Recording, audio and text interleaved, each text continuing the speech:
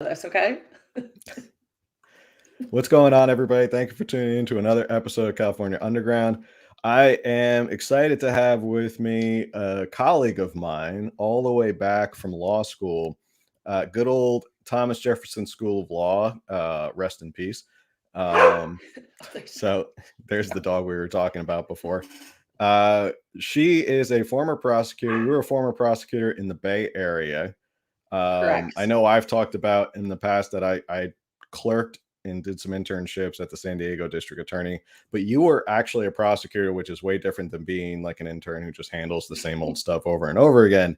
And you had actually reached out to me and said, I want to talk about what's going on with the crime wave, and I feel like I want to add my 2 cents as to what's going on. Um, so first off, Cash, how are you? How are things? I Great to see you again. I'm I'm doing great. It's so good to see you. For those of you that don't know, Phil and I were buddies in law school, spent holidays together, and so it's so good to be reunited, and it's great to see you having this platform. I think it's something that California definitely needs. Yeah, I think you're I still tell people the story of the Thanksgiving I went to at your family's house up in Fallbrook. yes. And there were three types of turkeys. There was a deep fried turkey, there was a roasted turkey, and I can't remember the last type of A turkey. Oh, was barbecue it like turkey. it was a barbecue turkey. I still tell people to this day that was one of the best Thanksgivings I'd ever been to. There were three types of turkey. I love turkey at Thanksgiving. Um, so I guess we'll just like jump right in. Why don't you talk a little bit about your experience, where you were a prosecutor, and then we can kind of go into there and in your experience, what the laws were and the challenges you were facing, Mhm. and we'll just kind of Sure. run from there. So I have been a attorney since I passed the bar in 2017. I've been an attorney since about 2018. I started off in municipal and then I went into um, being a prosecutor. I was a prosecutor in the Bay Area. I won't specifically state which county, but you can guess and probably find out from a Google search. But I started off as a baby DA. I worked in misdemeanors. I was in a very I don't know what the right word is.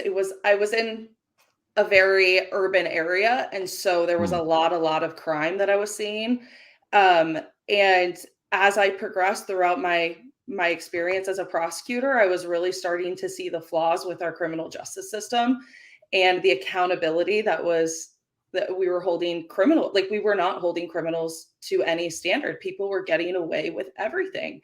And it really opened my eyes to the path that California is on. And it was disheartening. And I was a prosecutor during the George Floyd protests. I was there. We had death threats. We had threats against our office. We were having to be evacuated. There were times where we couldn't walk to court, where we would receive text messages to stay in court until somebody could come get us because there were threats that people were going to come attack the prosecutors. And it was an interesting time to be a DA, and you saw this evolution and with the law from pre George Floyd to post George Floyd. And it's going to be extremely detrimental for the state of California.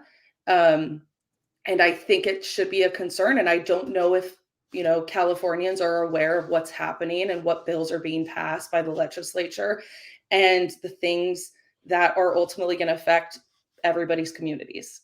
You're seeing it here, especially in the Bay Area, but it's these liberal applications of the law, and it's a concern. It really, really is. And one of the main points I wanted to talk about was this bill called AB 3234 that happened right towards the tail end of my journey as a prosecutor, and it really decriminalizes misdemeanors. So we're going to pull it up. Yeah, Phil pulled it up here, and what it means is it's going to allow courts, over the objection of the prosecution, to implement what is called a pretrial diversion program.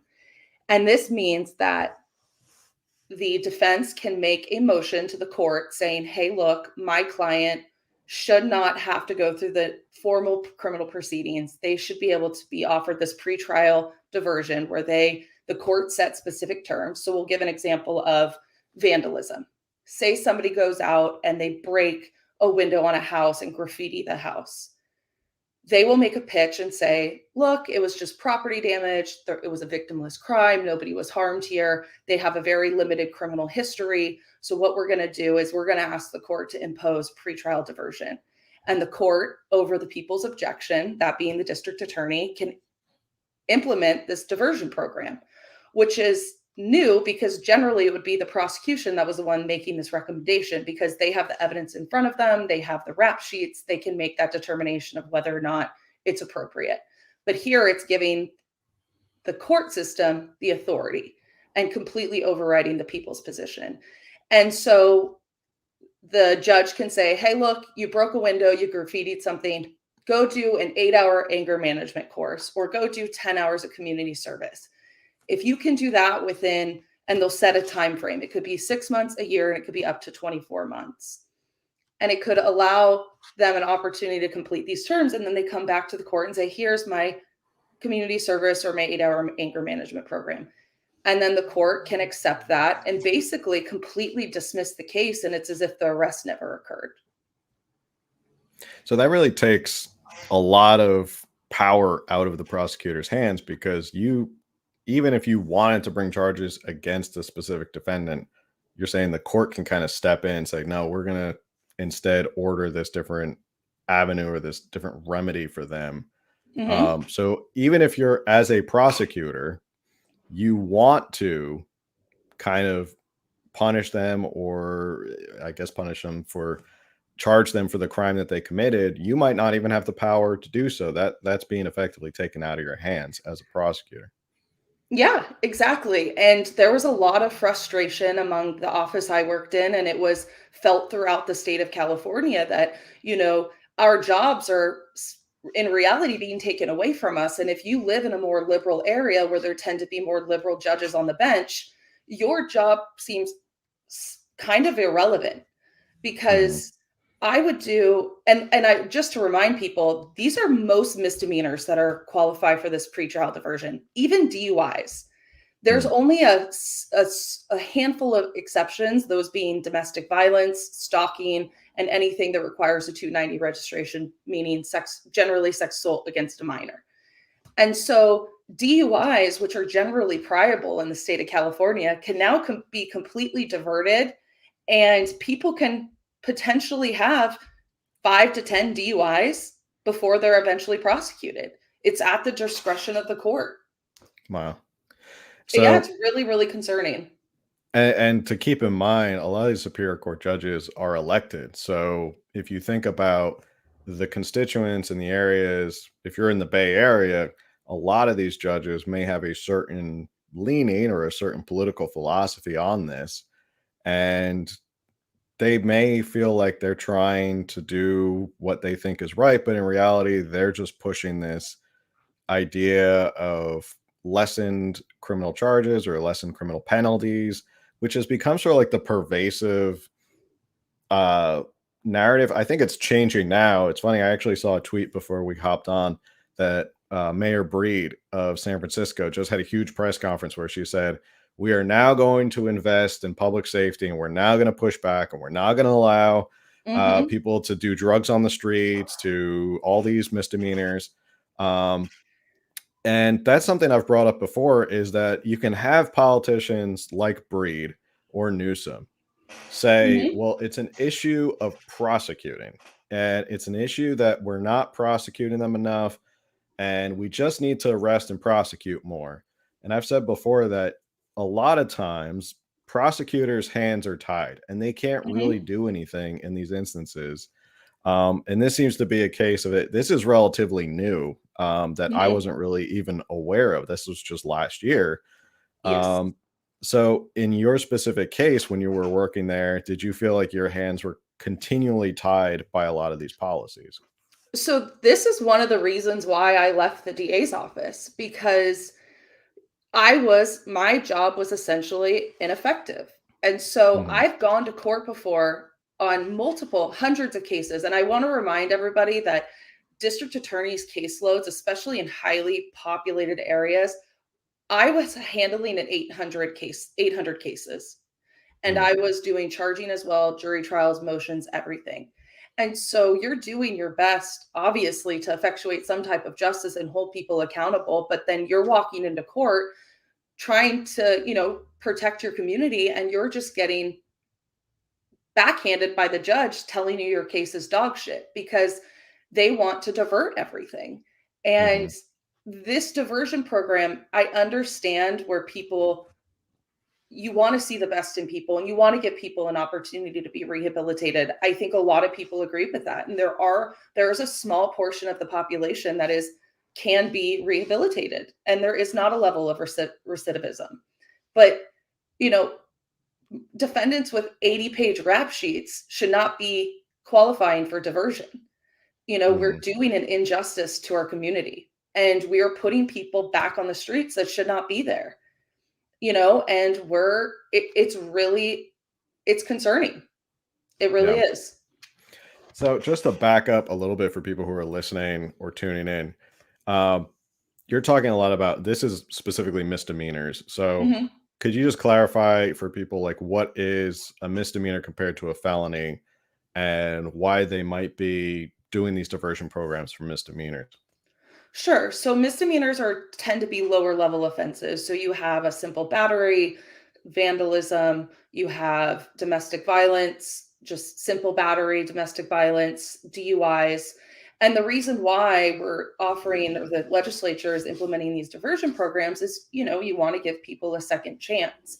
But the problem is that it's being almost, I think, oftentimes over abused, and it's being used too often, and it's not being used on a case by case basis. The defense and public defenders are just openly asking the court on every single case for pretrial diversion, and it Hmm. shouldn't be something that is provided to everybody that's offered or being charged with a misdemeanor, because you have people that have intense felonies who are then committing misdemeanors that are then being offered this pre-trial diversion. And so with felonies, it's a different scenario. Those are your high level offenses, aggravated assaults, firearms charges, things like that. But Okay. it's frustrating when you hear our politicians like the mayor of San Francisco, and you've seen Gavin Newsom too, coming out and saying, we're tough on crime in California. It's the prosecutors that are choosing not to prosecute these cases. The cops aren't making the arrests. And I want to remind people, like, and I know you have extremely smart and intelligent listeners and followers, like, but remember that they're talking really out of their ass, because there are these laws in place that in reality are making petty theft or these retail crimes that are happening. I mean, there's no accountability and it's very limited. So yeah, that's been the biggest thing we've seen so far, and it's always seems to be like the poster child of crime here in California is the idea of like people just walking into a CVS, grabbing a whole shelf full of stuff because it's under the $950 limit that they've now imposed. A lot of people say, well, you won't get charged because it's not a crime. And I Mhm. always say, well, that's not the case. It's just you can be charged, but whether they actually want to follow through and get charged and face any sort of punishment is a whole different story. Mhm. And as a prosecutor, you're saying you have an enormous caseload. You're trying to get as much justice as possible. You're juggling everything. And then you have on top of it the judges who are really just taking it out of your hands anyway. So Yeah. it's not that they're not getting charged or it's not a crime in California to steal under $950. It's that the repercussions are likely not going to occur. So there's no risk for a lot of these people to commit these Yeah. crimes. Well, and I guess it depends too jurisdictionally, like where your DA's office is. I mean, if we're looking at the Bay Area, San Francisco in particular, you know, they're not prosecuting victimless crimes, meaning thefts, property crimes, stolen vehicles. I know somebody that works in the San Francisco area as a police officer, and I mean, they've booked people on DUIs and released them that same day. They've booked people on gun charges and booked and released them. And Hmm. so, I mean, it really depends on where you are jurisdictionally. I know there are some areas that really truly prosecute and they're able to get guilty verdicts on low level offenses because they have the backing of the DA or whoever they work with. Their community backs them. They have good jury selection. But, and that's another part of it too. Like within certain jurisdictions, sometimes it's hard to prosecute cases because of jury nullification, and people feeling guilty about prosecuting somebody or finding somebody guilty. I'm sorry, that, finding somebody guilty for a simple battery. It's like, weighing the pros and cons. Like, he just punched this person and caused a bruise. Like, is that really enough to have this person have a guilty verdict and a misdemeanor on the record for the rest of their life? Like, you do get a lot of that as well. So when you say jury nullification, what do you mean by jury nullification? So what we say jury nullification, what I mean by when I say it is like people sympathize with the defendant and they don't look at the facts objectively. They don't apply the facts to the evidence, and they weigh the case and they look at it and they say, again, I don't know if I want to convict this person because I kind of feel bad for him. And I mean, it happens a lot.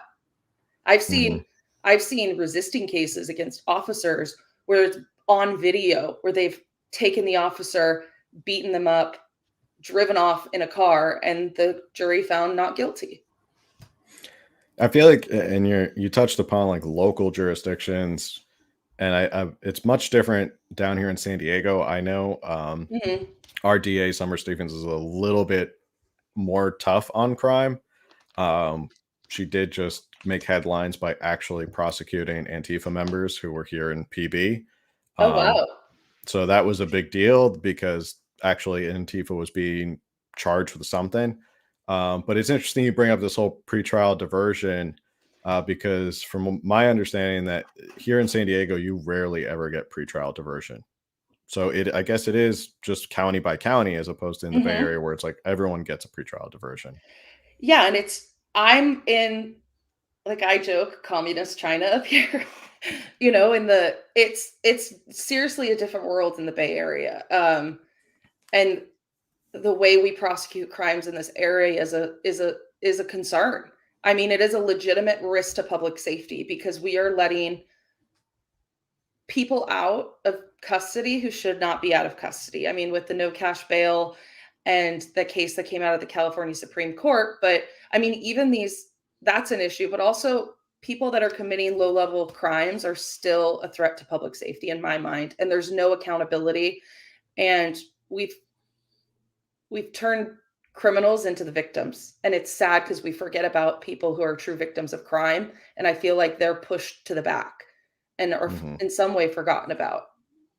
So you had brought up juries and you had sent me this AB 3070, which is about juries and peremptory challenges. Yeah. Did you want to talk about what are peremptory challenges and what is this bill related to? Yeah, so the preemptory challenges are challenges that you can use in court when you're in jury selection to kick a juror.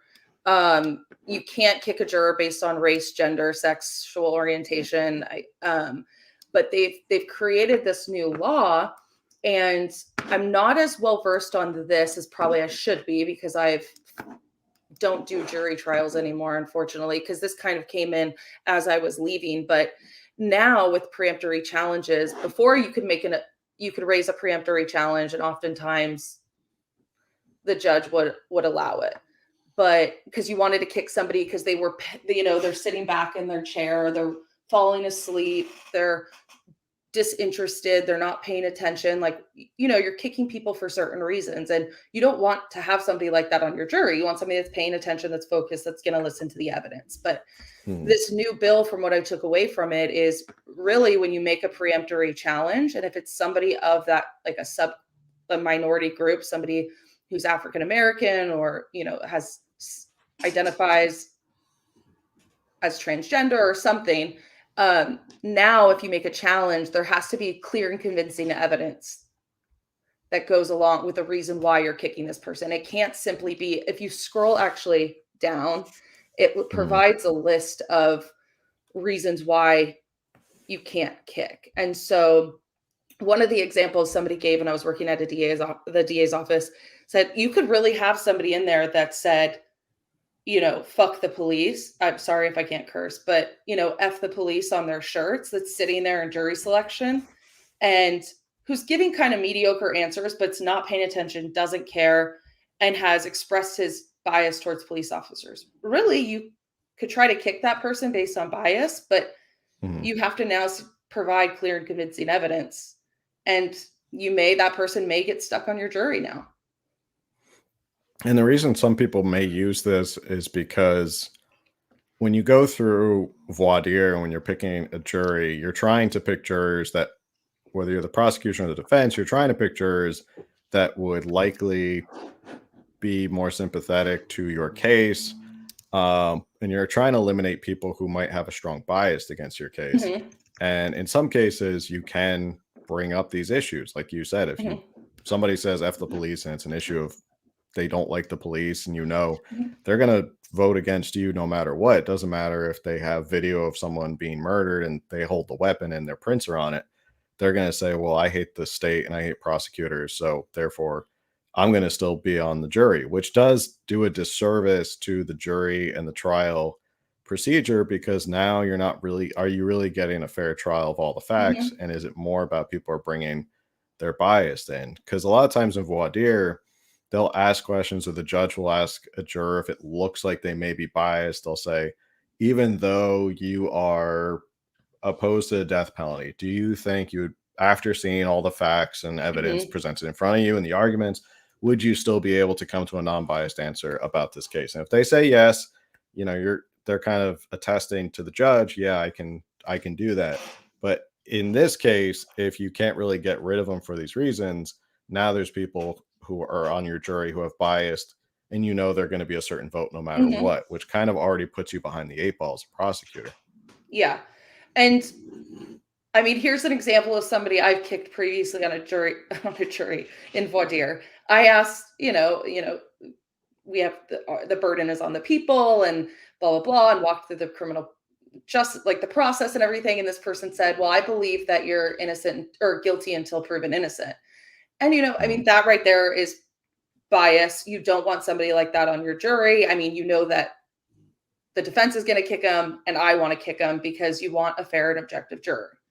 And you get people too that would have bad experiences with law enforcement who verbalized bias towards police officers, and you're prosecuting a case about resisting a police officer. You don't want people like that on your jury. You want people that can be fair, you continue to ask them questions like, could you put your personal experience aside and look at the facts of this case objectively? And if they say yes, you continue to ask them questions. But if they say no, that right there could be enough to kick them. But you really have to do your due diligence now in voir dire to make sure that you're establishing by clear and convincing evidence enough to kick somebody so you aren't challenged, and so people don't think that you're kicking somebody simply based on race, ethnicity. And I think it's so important that we have diverse juries. I mean, it's our civic duty, and I think it's so important, but um, laws like this make it really difficult for people to prosecute. So far, for anyone who's listening or watching, just to keep score, you have, so far, you have the laws are rigged against you, right? So we already have bad laws on the books. We have a new law that gives judges power so the judges can be rigged against you. We now have juries and peremptory challenges, so juries could be rigged against you. So just to keep score of how many hurdles as a prosecutor you have to get past to even enact any sort of justice in California, you already have to get past those three hurdles on top of your caseload of just being a DA, correct? Yeah. So it's already bad enough and it just keeps getting worse. And it's not, so we've already disproved in about 25 minutes, contrary to what Newsom says, it's not because you guys aren't prosecuting, prosecutors are just not Yeah. prosecuting. They're not doing their job. It's a deeper systemic issue. Yeah, and I mean, if you ask any prosecutor out there, the reason why they got into that job is because they wanted to do their best to protect the community and to ensure the public is safe and to Mhm. hold people accountable and to really represent people that are victims of crimes. Like, one of the greatest pleasures I had as a prosecutor was working with victims of domestic violence. And Mhm. there's nothing worse than having a victim who wants to see prosecution on a misdemeanor case and knowing full well that a jury will likely not convict because the injuries aren't, I guess, as visibly, like, you in misdemeanors, you're not going to have a slash across the face. You're not going to have a big, huge black eye. It's going to be lesser injury because the more the injury is, it's going to be most likely a felony. But it's really hard to prosecute cases in California of domestic violence, or at least in the Bay Area. And that's really hard. It makes your job hard as a prosecutor to look that victim in the eye and say, look, like, this case is, we can go to trial, but it's very unlikely we'll get a guilty verdict because of the jury pool, or the judge is going to try to divert it and try to have us settle it some other way so it doesn't go to a jury trial. And a lot of that pressure that we saw was because of COVID, obviously, because we weren't going to trials, the courthouses were shut down. So I think it gave judges this, like, extra boost to try to resolve cases. And we thought that was going to stop when the courts opened up, but it almost got worse. And just trying to kick cases and really not taking misdemeanor cases seriously. And it's truly unfortunate. Yeah, there's definitely a feeling down here in criminal court that they're pushing everything as much as possible to settlement and plea. So just because of the backlog. So when I was long back when we were at TJ and I was an intern at the San Diego District Attorney's Office, we had to start dealing with Prop 47 and sort of reclassifying and how people were inmates, how they were classified, and a lot of these petitions and stuff like that. How much did you see anything with Prop 47? What's your experience? Some people say Prop 47 hasn't contributed to a rise in crime. Some people are saying it does. I'm sure it's more complicated, but I just want to get your opinion on it because it was just becoming a thing when I was there. Yeah, so it's like that idea of broken glass policing, right? Like, or the opposite of that, I guess, because broken glass policing was policing at every level. Like, you're doing it from you're holding everybody accountable, even for the most minor violations, right? And the Prop 47 made certain crimes wobblers, right? And so a lot of times, though, on those cases where they are, or in certain crimes that are wobblers, a lot of times they're being charged as misdemeanors, or they're not being taken as seriously as they should. I'm trying to think of an example. But I mean, we would have a lot of cases too that we would prosecute as felonies that the judge would kick them after a prelim and reduce them down to a misdemeanor, and then once it's a misdemeanor land, it's like, well, give me pretrial diversion. Yeah. Once you get done this informally. Yeah. And I mean, diversion really is, I mean, it's very, very popular in the Bay Area. And most misdemeanors are diverted, but yeah, Prop 47, when that happened when we were in law school, wasn't it?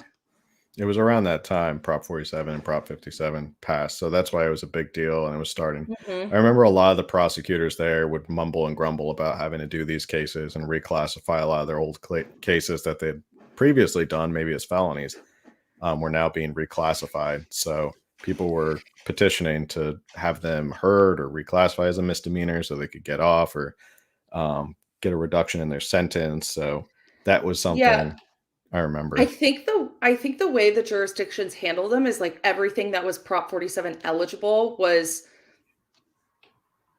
I think it went through like all of our chief deputies first. Like, it wasn't really ever handled in court. I think they just created a list, and anything that could be reduced was then reduced. So going back to, it's interesting. I don't know why I didn't mention this right when you said it.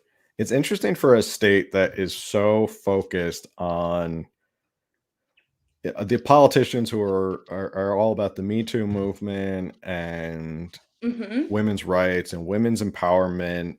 And you're saying there's stories of you had to look victims in the eye and say, there's nothing we can do. We know you're being abused. We know you live in a nightmare. And you're never going to get justice from California. So it's one of those instances where the policies of the left does not match up with the results you're seeing in the real world. And No. I never really thought of it that way, but that is definitely something that is probably terrifying to a lot of, and I'm not saying it's only women who are victims of domestic abuse, but it is a larger proportion. So it is interesting in a state that worries and cares so much about women's rights and empowering women and making sure there's, women on your CEO, your board of directors and all that, that they don't protect this fundamental right of women to be safe in their households from violence. Mhm. Yeah, and that we had that conversation a lot at the DA's office, is the hypocrisy between the left and exactly what you said with the Me Too movement, and then the policies that they stand for and that are being in place that really don't protect victims of domestic violence, sexual assault, and even with the no cash bail. I mean, it's a hard standard to meet now to keep somebody in custody. I had a misdemeanor case. I worked my butt off to make sure that this man stayed in custody because I thought that he was an extreme risk to public safety, and the defense attorney was trying to do everything in her power to release him because she wanted him because he had health problems. But we're always putting the defendants before the victims. I mean, my victim was 5 foot, the defendant was 7 feet tall, and Mhm. there was an extreme risk and there was a violent history there. And now that we have laws in place that could potentially release somebody like that back out in public and put our victim back in danger, I mean, a criminal protective order and a restraining order will only do so much. I mean, I'm sure people have heard more or have heard multiple times that it's a piece of paper. If somebody wants Yeah. to violate it, they will. And I think we need to be doing more to protect victims, whether that's a victim of domestic violence, whether it's a minor child who's a victim of sexual assault, or an adult that's a victim of sexual assault. We need to be doing better. Mhm. And we need to stop like romanticizing, I feel like, defendants and criminals. And Mhm. there has to be some accountability there. And Yeah. we always say we're waiting for that pendulum to swing back. And I hope it happens soon. But unfortunately, I don't know. Yeah. And I mean, we have yet to see. There's a lot of talk. There's a lot of politicians who are talking now about it. But again, I think it's a systemic issue. They want to throw the word systemic around. This is a systemic issue of the laws are not favorable, the policies are not favorable. Um, and the only way you're going to change it is you have to change the laws and you have to change the Hmm. ability of prosecutors to really prosecute. There was an attempt to reclassify a lot of the crimes that were deemed nonviolent, Hmm. um, was blocked by Democrats. So that to me is like, why are you blocking certain crimes from being reclassified as nonviolent when they Hmm. clearly are violent? Anybody who reads them is going to say, well, these are violent crimes. Why are they not being prosecuted that way? It's funny that you say so. Um, Somebody brought up to me recently, like it is obviously the cash and grabs that are happening everywhere with the robberies and breaking in and stealing things from stores. This idea that we're labeling things, like it goes back to the like we're romanticizing it. Like we're calling these gangs that are going in and stealing hundreds of thousands of dollars worth of goods flash mobs. Hmm. It's like, why are we calling it a flash mob? I mean, it's not a dance group. Like this is a gang of people that's going in and destroying property. Yeah. I think people need to wake up to what's happening and be made aware that, like, I mean, these laws are being passed while you're asleep. Like, and a lot of people aren't aware of it. And Yeah. it's not going to change unless people wake up. And we need to start protecting our communities, because this isn't just going to stay in the Bay Area. This will become an epidemic throughout the state of California. It's going to continue to grow as the laws get more lenient and there's less accountability. Yeah. And I had talked about this a couple podcasts ago when it started to come around, and we'll segue into organized theft next. Oh, God. Um, but we watched a video about how that somebody from a California university, I'm sure it's one of the UCs or something, said you shouldn't call what happened in San Francisco and Oakland and LA, all that stuff. You shouldn't call it looting because there's a racial context, and you Hmm. should call it something else. And like you're saying, it's this romanticizing, it's this empathy for Mhm. the defendants, for the accused, um, when in reality, it doesn't change the fact that now Union Square is all boarded up and like the most expensive Yeah. stores lost out on Black Friday, and like there was victims. There was victims where, regardless of whether it's a big corporation like Louis Vuitton or the small mom and pop store that has Mhm. their windows smashed in. It's stuff like this kind of like fluffy talk is getting in the way of the reality, which is this stuff's happening and we need to deal with it. You want to go over there and talk about how looting is rooted in racial context or whatever, that's fine. We still have a problem on our hands right Yeah. now. Yeah, they're 2 separate conversations, and I think what politicians are doing is they're, like, desensitizing people to crime. They're making it very casual, like you were saying, like, "Oh, it's not like, Gavin Newsom, I think, was on The View recently, and how Hmm. he just spun the conversation when asked about the cash and grabs that are happening in, or the smash and grabs, whatever they're calling them, in California, and he said, "Well, crime is higher in Texas than it is in California." It's like, but you're completely diverting the conversation and not answering it. You're not providing a solution to the problem you Hmm. know and it's very frustrating, and at times he talks out of his ass, and I think people need to be aware of the laws that are out there that are allowing people to continue to engage in this behavior, because it's so frustrating. And there's a new bill that was actually passed for these giant retail thefts. Yeah. It's it's one of those issues of where politicians do this kind of sleight of hand where they'll say, well, crime is higher in Texas. Yeah, Yeah. but I bet in Texas, they're actually prosecuting people. Yeah. That's the Yeah. difference. Yeah. Like, and that's what I think he may have, he obviously glossed over. He's trying to say, oh, well, it's higher in Texas.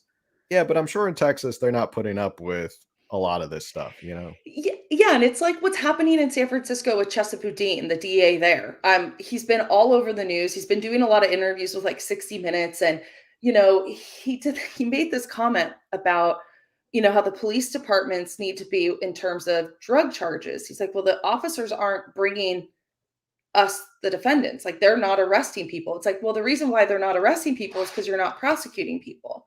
Because what's Hmm. happening is when they're arresting people, taking them to the police station, they're being booked and released. They're failing to appear to any type of arraignment or court hearing. And the cases then just either get diverted or they get dismissed. So why should the police departments be exhausting thousands and thousands of dollars of resources on canvassing neighborhoods to bring in get drugs off the streets when the DA's office isn't prosecuting it? And Yeah. he made a comment too. He said, "Look, we're prosecuting stuff." It's like, well, define prosecution. Yeah. Because to me, pretrial diversion is not prosecution. That should be a pre-prosecution phase. That should be something that is offered to people who, your 16-year-old, or not, I shouldn't use the juvenile, but say your 21-year-old kid who gets a drunk in public, who's at a Hmm. concert, is wasted, trips and falls, and is outside being disorderly. That's what pretrial diversion is. Or somebody who steals a candy bar or steals something one time, don't have a rap sheet.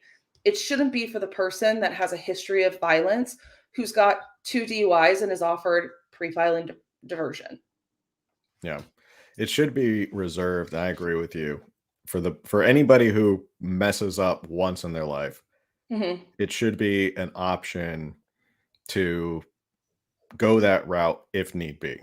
And Yeah. it's just that first time though. If it's just that first time with a misdemeanor, we all make mistakes. That's fine. But like you're saying, once it becomes several misdemeanors and a felony and it becomes all these issues or this giant rap sheet, you don't get the benefit of I guess it can't be both ways. You can't be soft on everything. You have to be tough a little bit. You have to give them the leeway to say, we'll let you get this one opportunity to get your life back together. But if you keep coming back and you keep getting charged, then we got to drop the hammer a little bit because otherwise people just keep doing it.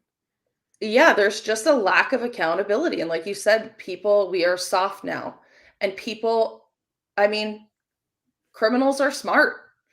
They know how to work the system, and they know that they will not get in trouble with certain crimes. They know to steal less than $950.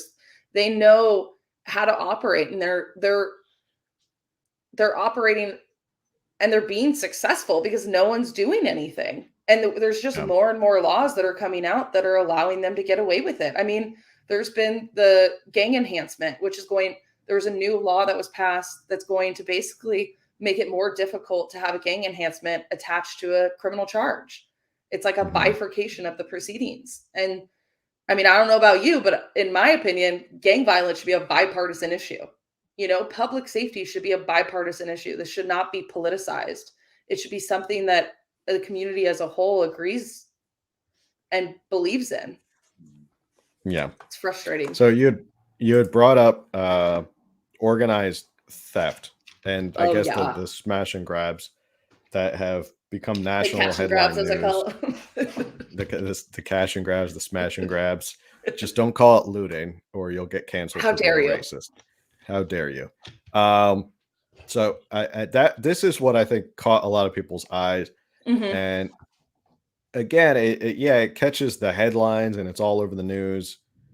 But this has been brewing for a long time, and I guess that's sort of what we've been talking about, is to let people know, like, this didn't just pop up overnight. Organized smash and grabs, or cash and grabs, or whatever you want to call it, didn't just pop up. Like, our system has been brewing for a long time for this. So talk to us about organized theft in California. Okay, so organized theft has been going on. It's obviously been around for quite some time. We saw an increase in a spike during the protests with George Floyd. There was really, I don't think when I was there, we had a huge smash and grab that happened at the mall. And I don't know the status of that prosecution or whatever happened with it, but a lot of people weren't prosecuting them, at least in the Bay Area. But this new law that was passed, I think, is it AB? I lost it. Hold on. Is it AB 331? Yeah. And so basically it's just outlining, it specifies and defines what is retail theft, and organized theft, I guess. And it's when you're working really in concert with more than one person and you're stealing, and it sets forth these parameters. Like, I think it's like within 24 hours, like if you have an arrest, if you scroll down, I think it says, like, if there's an arrest. Yeah, so it's like in violation, something's committed if it's 2 or more separate occasions within 12 months.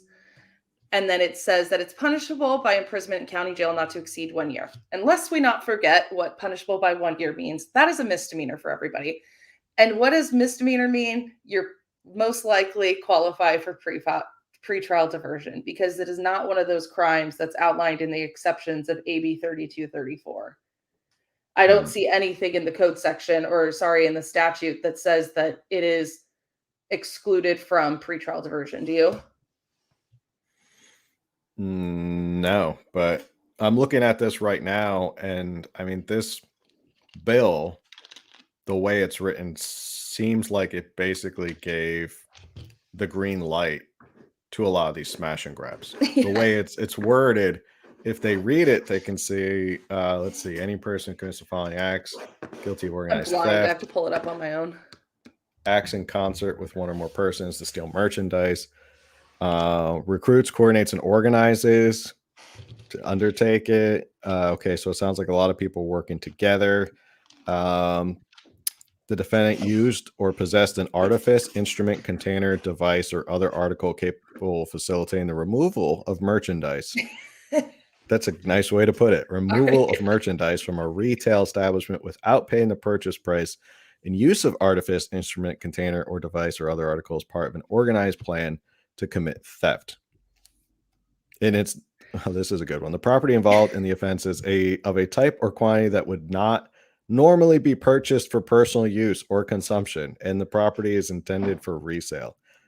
Okay, so it sounds like everything that you've been seeing with the cash and grabs, right? I mean, now I'm calling them cash and grabs, the smash and grabs. I know, I'm so sorry. But it sounds like they basically just gave a license to steal in the state Yeah, of and you California. know what this reminds me of? It's like it's kind of like quasi gang-ish. Like Mhm. if you like you are acting in concert with multiple people to commit a crime. And it's just it's fascinating to me because Newsom I feel like is out there like, look, we're tough on crime, we're tough on these retail thefts. We've proposed this new law that's going to hold people accountable. But the question is it? Because these smash and grabs are happening mostly in liberal cities. You're seeing them Mhm. all over the Bay Area. You're seeing, I mean, we had, I think, in San Jose and in Walnut Creek, there were two massive ones that happened. Um, and I don't know what's going to happen with them because Contra Costa County in where Walnut Creek is fairly liberal. And Mhm. just like San Jose, I guess you could argue is probably a little bit more conservative, but I don't see much success coming from this bill. Let's just say that. No. And again, just to kind of hammer the point home, this is why this is happening, and these bills are why it's happening. And just as a same thing as a broken record, I say this all the time. People are going, well, how do we fix this stuff in California? Why is California going the way it is? It's not going to be saved by electing a Larry Elder. It's not going to be saved by No. electing whoever. It's got to be saved from the legislature, because the Yep. legislature writes these bills. And when Yep. they write these bills that give too much power to judges, and they give too much leniency to charge these as misdemeanors, and as we've talked about, they go down the misdemeanor rabbit hole and then they disappear. Um, that's how things are going to get changed. Mhm. So uh, I want to get your opinion in a minute about that, but you also sent me this about how Oakland City Yeah. is increasing police staffing, and then Oakland councilman wants incentives to lure experienced officers. So Oakland, which was, notorious for, they tipped off, what was it? They tipped off like illegal immigrants that ICE was coming back in the day because they didn't want anything happening. Then they were with George Floyd, they were defund the police, and the Mhm. mayor there, Libby Schaaf, um, was completely on the defund the police. Same thing with Mayor Breed. I mean, both of them were Mhm. very much defund the police, and we need to think of it. But now they're seeing the repercussions in their neighborhoods, and they're scrambling to find solutions, probably because they're feeling it politically. So it's Well, just yeah. interesting to see. I mean, in Oakland, you're seeing an uptick in violent crimes. You're seeing homicide rates skyrocket. You're seeing armed robberies skyrocket. You're seeing hate crimes against the Asian community skyrocket. Hmm. Um, and it is of concern. I mean, the chief has been extremely vocal about what is happening in the community. And so it's interesting to see this incentive to try to lure new candidates in by paying a $50,000 signing bonus. And I think that the city council just voted recently and they increased the staffing from 676 officers to 737 officers because Oakland at one point was losing 8 officers per month because Wow. people don't want to work in these liberal cities. I mean, it's a Yeah. reality. It's a threat to their safety. I mean, officers are being killed. I think there's like 68 officer homicides in within I think the last year, and a lot of Hmm. them have been unprovoked. And it's really hard. And I don't blame a lot of these men and women are fathers, mothers, and they don't want to work in these cities. And it's sad because a city like Oakland needs a strong police presence because there Hmm. are vulnerable groups there that need to be protected. And if you ask members of these communities, a lot of them are looking to having more police presence, Yeah. and they want to see the crime be reduced. They want to be able to walk down the street at night. Like it's really sad to see, but I'm hoping that we get more police officers in the city of Oakland and we get more police officers coming back to the Bay Area. Yeah, because it's and you're seeing it as well in Minneapolis. I think Minneapolis just voted to Uh-huh. increase their police as well. So, um, again, They going want with to the tides of of the political wins, they were very happy to jump on the bandwagon and shout the same slogans that BLM was pushing. But now that the Mhm. reality has come home to roost, and their constituents who are victims of all this are starting to say, hey, wait a second. I don't want to live in Oakland. I don't want to live in the Bay Area. People are leaving San Francisco. They're like, I don't want to live in San Francisco because it's become just a hellhole of what's going on. Yeah. Now politicians are starting to see it firsthand, and they're going, uh, remember that whole defund the police? It changed my mind. We need to refund the police, as somebody just said in the chat. So, Yeah. What we need to do is there's this whole idea of like restorative policing and having social workers go out and having mental health experts. Like, you can do that without defunding the police. Like, we mhm, can create other programs that help mental health specialists that can respond to, suicide calls or people that are having 5150 episodes. Like, we can do that without defunding the police. And because when you're taking money away from the police, you're taking money away from victims. You are making it more difficult to solve crimes, to solve homicides, to bring justice to families that deserve to have cases solved and to have peace, with mhm, cases involving homicides or aggravated sexual assault. Like, we just it's frustrating, and it's unfortunate that we had to take money away and crime had to increase and lives had to be lost for us to realize the importance of having safety officers present and people to protect us from crimes of violence. yeah. So, in the last couple minutes, before we finish up here, uh, in your opinion, what are some things that need to be done to turn this giant boat around? You, as Californians, we need to go out and you need to vote at the local level. We need to get people in office, whether people that are willing to be tough on crime, and we need it throughout the entire state. Mhm, I think that's truly where it starts. I don't think, like you said, I don't think the option is just simply putting somebody else in office as governor that's a Republican or has conservative principles. We need to really reshape the state of California. Like, I think California has the ability to become more conservative or at least moderate. But mhm, again, like I said, public safety should not be a political issue. It should be a bipartisan issue that we all agree upon, and we just need to have our politicians really focus and be transparent about what is happening in the state. I think that would be important to have these open dialogues and have conversations within the community of what's happening and what the needs of each community are. Because each mhm, community is different, each jurisdiction is different. Um, but I think that people just like a lot of politicians and counties and cities, a lot of them just got so taken up. I think they wanted a quick response to the George Floyd and they wanted to put a band-aid on a giant gaping hole, and mhm. it didn't work. And I unfortunately we're seeing that, and I really think though the solution is the local level. Yeah, it's all about um, getting to know who your state assembly member is, your Mhm. state senator. Most people don't even know who they are. They always think it's their representative Congress. Congress has nothing to do with this. Um, and that's the first step, is that the legislature has to be, if nothing else, made more even, so that a lot of these crazy bills don't pass or there can be pushback. Um, and then on a local level, keep in mind that mayors are in charge of the city police forces there. So Mhm. they have a huge say in the policing of your city or wherever you are. So it does start from the state legislature and comes all the way down to your local level and who's on your city council as well. As you saw in this Mhm. article, city council members have a big say in whether there's more funding or there's bonuses or how much they support the police or they don't support the police. So that's where it has to start there, and it has to start with the local politicians, not federal. Nobody, No.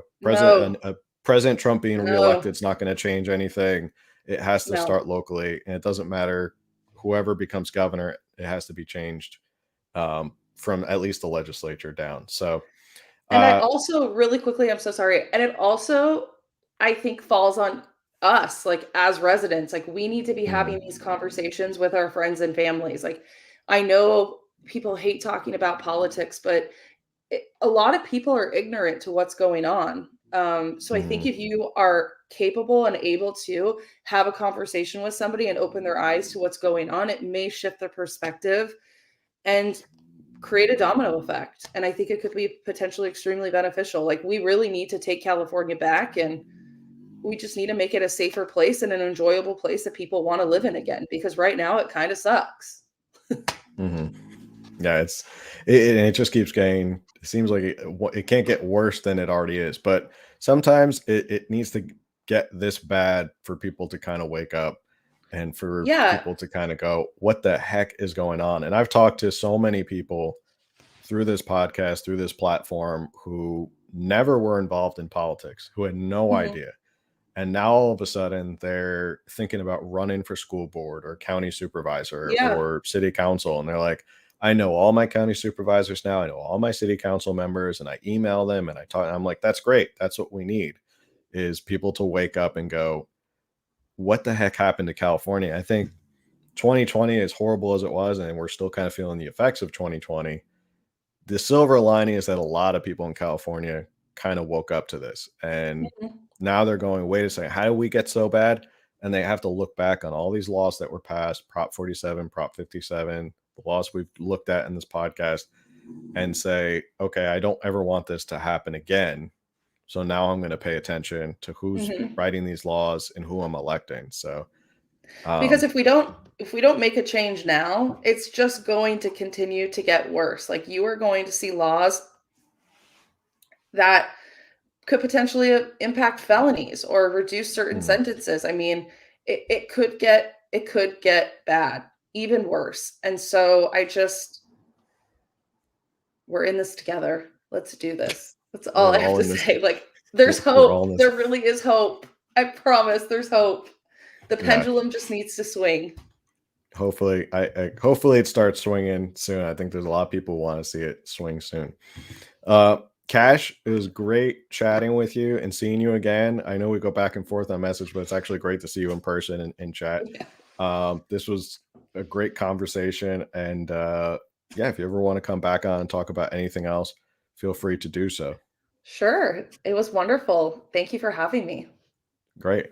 And for everyone listening, as always, there's a weekly podcast. And if you're watching tomorrow morning at 9 a.m., Coffee and California Politics every Wednesday at 9 a.m.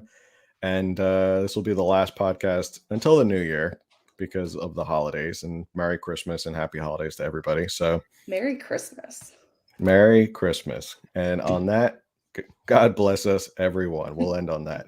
Good night. Bye.